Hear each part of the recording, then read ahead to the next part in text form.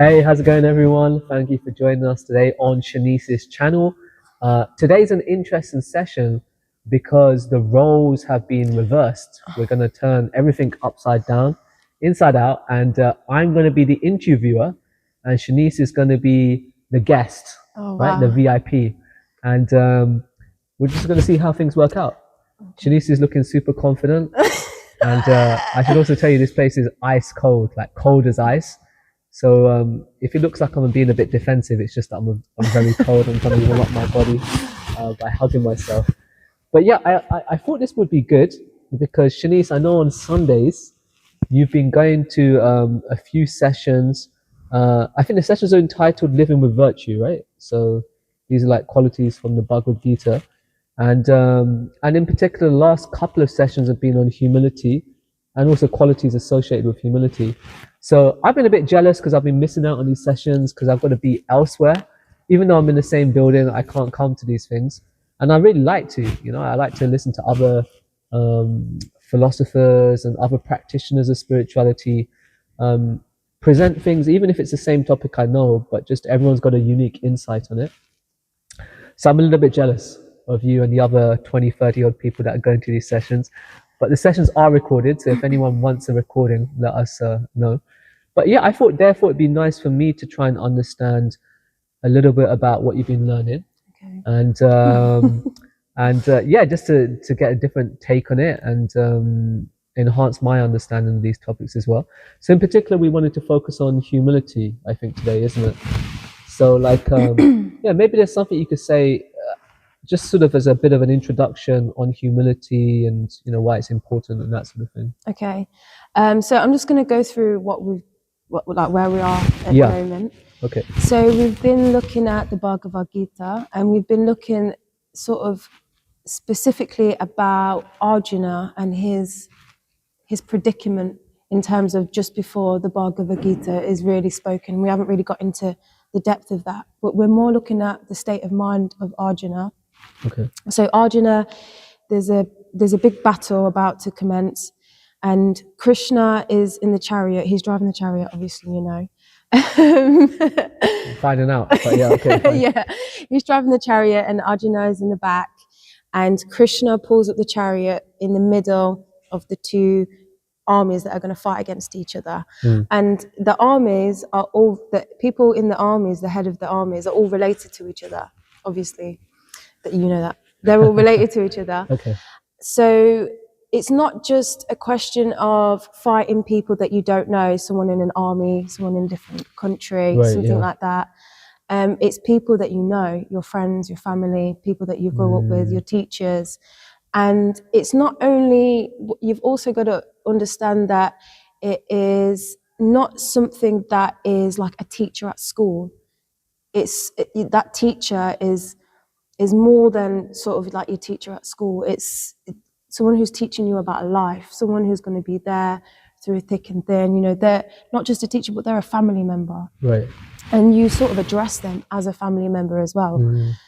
So there's this element of closeness that we probably might not immediately understand or appreciate coming from like this modern day society. Yeah, sure. So Krishna pulls up and he says to Arjuna, well, here we are, we're in the battlefield, how you feeling? How's it going? In so many words. Yeah, in so many words. This is so relatable. Okay, yes. Yeah. This is my translation. And Arjuna becomes weak, becomes confused, he doesn't know what to do. And this is particularly interesting because Arjuna is a warrior and he's a fighter. So it's not just, it's not the case of just an everyday person, not a police officer, not even someone in the army, but it's someone who's of very high caliber. So for somebody like Arjuna to be like, I don't know what to do. My family is here, my friends are here, my teachers are here, like, how can I fight? And it's a really, really interesting question because like in the way that Arjuna's asking these questions, he's asking, how can I fight? these people that I've grown up with. He's saying that, is it really winning when these people are going to die? How can I think of myself as a champion? It's better to lay down my arms and allow these people to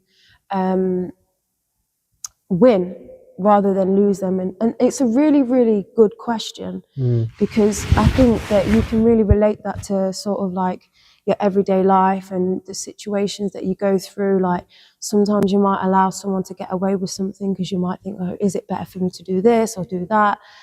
So there's a lot of, you can really relate to the way that Arjuna is questioning what he should do. And Krishna very smartly brings this out in Arjuna. Yeah. So we're talking about, so we're sort of looking at, one of the lessons was looking at that state of mind that Arjuna had and what it takes because what we're saying is Arjuna is humble in the fact that he's able to admit this. And what does that actually take? What does it take to be humble and have humility? So actually, it is a combination of lots of things to eventually arrive at being humble, because you can't have humility without these other things. That's interesting. So that's where the next lessons have sort of been going on. We've been looking at those things. So I'm just going to talk quickly about some of the aspects that we've been looking at. Can I just ask before, so is it like so what you're learning, is there like a formula to become humble? Is that what it is? Yeah, so there is a formula. So the formula that was given was gratitude plus humility equals pridelessness. Gratitude plus humility equals pridelessness. Okay. So you can't have those two factors. If you don't have those two factors, you can't have pridelessness. So in order for somebody to be humble, they have to have a certain amount of, they have to have certain qualities in order to have that. So you could say, like, you could compare Arjuna, the peak fighter, to the other side. I can't remember, Pandavas and... Yeah, Kauravas is the other side, yeah. And you could compare Arjuna and on the other side, the sort of like the equivalent of Arjuna, and what are their mindsets like, because they're totally opposite. They're totally opposite. So on the other side, they're thinking, this is our kingdom, we want to fight. Even though it's not their kingdom, they haven't inherited it, it's not theirs. They're still thinking, we're going to take it, it's ours, it belongs to us. And then you've got Arjuna, the polar opposite, saying, I don't know if I can do this. My family members, what does it mean to win? What is victory? And he's sort of going through this roller coaster of like emotions. At first, he sort of knows what he's going to, he thinks he knows what's happening. And then he's like, wait a minute, I don't actually know what's going to happen. And then he's like, okay, now I don't know what to do. That's quite interesting. So that person on the other side, or the persons on the other side, they're very possessive. And so it's very difficult for them to admit wrong or even just be humble in general. Because Arjun also has more of a right to the kingdom than they have, but he's actually, he's not attached. He's not sure what to do, what the meaning of life is. And, you could say that Arjuna is, he isn't attached, but he is attached at the same time. But he's got his detachment confused. Okay. So he understands detachment and what it means to detach, but in the way he's applying it is incorrect, and that's why he's confused. And the other side are attached, and they understand their attachment and they want it. But Arjuna understands detachment, but he's put it in the wrong place, therefore he's confused. I see. Wow, very interesting. And you were saying Arjun just to really own up to the fact that he doesn't know what to do and to ask Krishna. That's like the ultimate sign of humility. So one of the qualities that add up to humility is surrender. So you must have an aspect of surrender within yourself in order to have humility, because you have to understand, I mean, like, you come from a medical background, you can understand how smart someone is. Like, if someone's really, really smart, you can see how much smarter they are than you. So you can see that distance. And that you need to have that surrender in order to you have to surrender. Okay, this person knows more than me. I need to learn from this person. Right. Yeah. If you think so, the other side, they don't have that. They think it's mine. I'm not going to surrender to the law of the land. I'm just going to take it for myself. So they don't possess surrender in the sense that it's attached to humility. They might possess surrender in terms of, I'll surrender to this thing so I can take this thing. Yeah. Sure. But their surrender is being applied in a way that's incorrect. It's not in the highest, the most, in the way that Krishna wants us to surrender. They're perverted surrender. Wow. Very interesting. I'm already learning some new things, actually. Wow. Yeah, Wow. definitely. Very interesting. Yeah, it's quite interesting. You can do a psychoanalysis on like the two different sides and the prevailing mindsets. So yeah, that's really good. So you're about to say like some qualities associated with like humility. So I just want to talk about what humility is. Like, so we've spoke about like perverting, surrender. So there's a thing as false humility. Okay. I don't know if you like experience a lot of that yourself or false. Yeah, probably every day. I'm very falsely humble. But actually, no. You know what would be interesting is if yeah, because sometimes we use these words like humble or I am humble or humility and false humility. So maybe it's good just to clarify what exactly is humility and like you're about to say what it isn't. So- because I think a lot of people would say they are humble, but then how do they know that it's not really humility? So in the Sunday classes, there was a funny story that Prabhupada told us. It was Prabhu told us about Prabhupada. It was Prabhupada was giving us talk in a public space, and someone stood up and said, "I am the worst," and he said, "I am the lowest. I am the lowest person."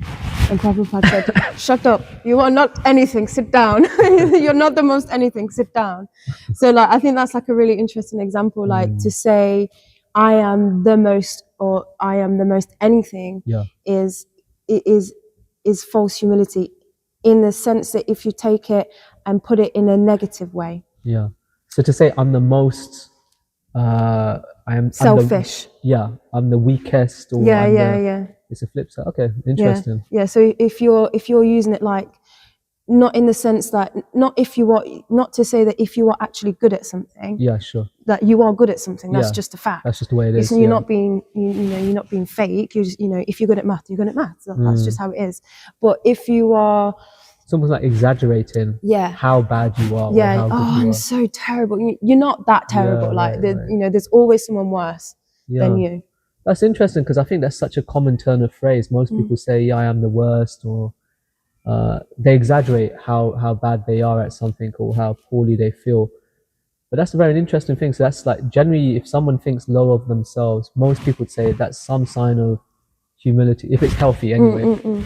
But when we exaggerate that, that's falsely humble. Yeah. Okay. Another thing, as in like what humility isn't, is this sort of this impulse to have, or to acknowledge, or have other people acknowledge your merits. Right. So like if you feel the need to so we're talking about putting it in a low place. So like if you put it in a high place, it'd be like, if you're good at maths, you're good at maths, that's fine.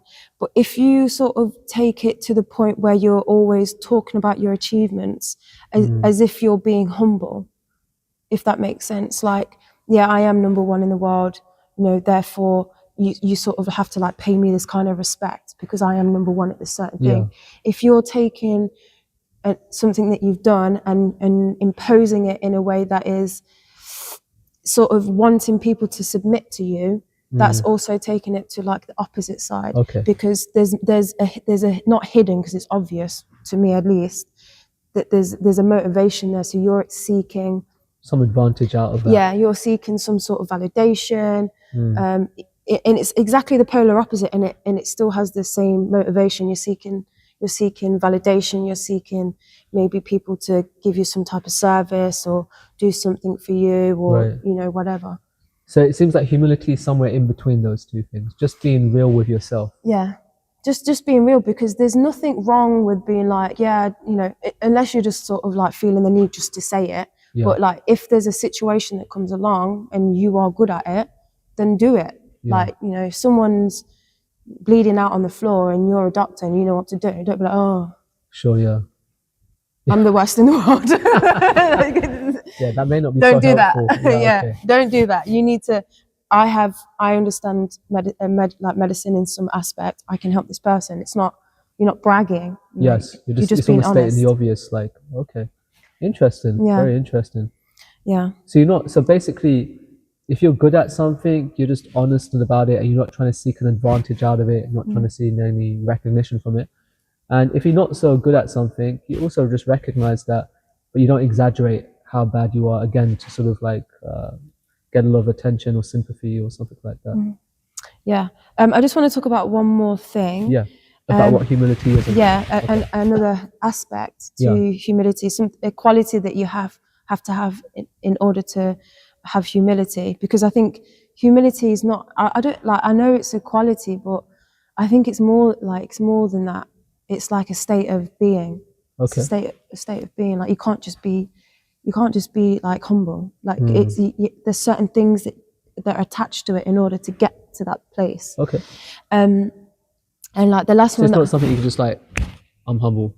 Not quite. I mean, like you can maybe dip in and out of it, but to like maintain that consistently state, be humble. Is a work. So it's something you have to cultivate, basically. Yeah. You just can't. Yeah. Okay, that's interesting. But that's my opinion. That I wasn't taught that. That's my little. No, but you're the expert today, so it's fine. No. So. But that sounds reasonable. Because then otherwise it would be very easy to be humble, but for most people it is kind of difficult. Like, you know, if you're arrogant and you realize actually it's better to be humble, I don't know if most people could just next day become a humble person, a humble version of themselves, right? Yeah, there's a lot of, because to be humble, I think that it takes a long time, because there's a lot of things you have to think about, a lot of things. Okay. And if you're not being guided by anything higher than yourself, then going through the process of something and finding out the outcome can take a long time. Yeah. So to have that sort of, or it's almost like meditative state all the time, it takes work, because it's easy to just be triggered into something. Yeah. Like I try to find places that I can put it, like where, like, okay, I can't maintain this state, but where can I put it? Where do I struggle the most? And it's usually work. I put it in work. Yes, yeah. It's just like, it's more about my expectations of what I expect to happen as an outcome, or what I think the goal should be. It's not about what I think the goal should be. Right. It's just about being present in that moment with that person and just going through the motions of things, rather than be like, right, oh, look, they did this thing, that's because of me. I want them to achieve this thing, therefore I'm just going to like badger them until that happens. Like, you can't do that. Okay. It doesn't work. Fine. So you're going to sort of outline some things we need to practice or do to become humble. Okay. It's just it's just trying to find places that you can practice it, I think. Okay. For me at least. Okay. Like, how can I practice this? What does it, and like having a good understanding of what it means as well, because like we said before, so many people will take that word and pervert it and apply it in certain ways that isn't humble.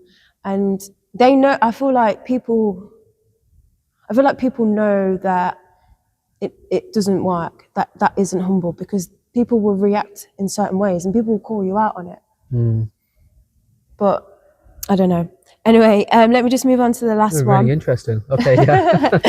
Let me just move on to the last one, which I find this one quite hard, is honesty. Like, if you want humility, if you want to maintain like a meditative state of humility all the time, you have to be honest. Okay. And honesty, again, is something that takes a long time, because you have to really think about what you're doing, why you're doing it. Can I ask you that? So what is the link between honesty and humility? Like, why do you need to be an honest person for you to have a chance to be humble? Because you have to, it's sort of same as gratitude as well, because you have to be able to see how far along you are compared to others. Okay. So if I want to learn how to speak Chinese, I have to acknowledge that I don't know how to speak Chinese, and I probably won't ever learn by myself. I need somebody to teach me. So I have to be honest. That's like just a little example. That's a good example. So you have to be honest, like, to yourself. Yeah, you have to be honest to yourself. But also to others, or is it just more about honesty to yourself? I mean, it depends, because I mean, you don't want to talk about certain things with certain people that you don't feel comfortable with or you don't trust. So it really depends on what it is and who it is. So if it's something of the heart, then you need to talk about yourself in an honest way with someone that you trust. Okay. But if it's just like a regular schmegular day, you can just be like, you don't have to say the thing. Like, for example, say if someone's rude to me, honesty is, this person's annoyed me, I want to annoy them. Okay. So actually, maybe I shouldn't talk, and I should just move on. That's more of an honesty on a day-to-day. Yeah. And in terms of interacting with other people, it's more about like why, what it is. That's what I mean. It's a long process. You've really got to sort of delve into what it is to be honest and practice it, or you're not going to know what it is. You can't just do things in theory, You have to actually put it into play. Yeah. So honesty is a big part of having that ultimate quality of humility, because without it, you won't get to humility. You won't get there. Okay, wow. I'll work on a few of these things you've mentioned. We all have. Don't worry about it. Got to be an honest monk. Never thought I'd see the day. But No. But okay, amazing. Well, anyway, thank you. This has really given me a lot to think about, Shanice. And it's been very refreshing to hear from you. Oh, God. And your expert opinions and advice, and coming from your experience in life as well. And hopefully, if everyone wants to hear more of Shanice speaking, they should give you a like, send you a letter. Share, share. Subscribe. Yeah, okay, they could do all of those things as well. Yes, do those things. And don't lie, don't say you will do it and don't do it, because then you can't be humble. Just be humble and do it right now. That's it. But I think maybe this is like a topic we could spend some time on, because I think there's just so much in there, and a lot of people can relate to this topic. So I'm looking forward to hearing more. All right, well, thank you so much. No, thank you, Shanice. We should be thanking Shanice today. This was Prabhu's idea, by the way, it wasn't mine. I am more than happy to be an interviewer. I did not want to do this. I think I could see myself getting into this role if I wasn't a monk. It feels quite natural for me. Yeah. I think you're good at it, yeah. All right, thank you so much for joining me today. Okay, thanks a lot, Shanice. Thank you, everyone, for tuning in. Catch you later. Hare Krishna. Hare Krishna.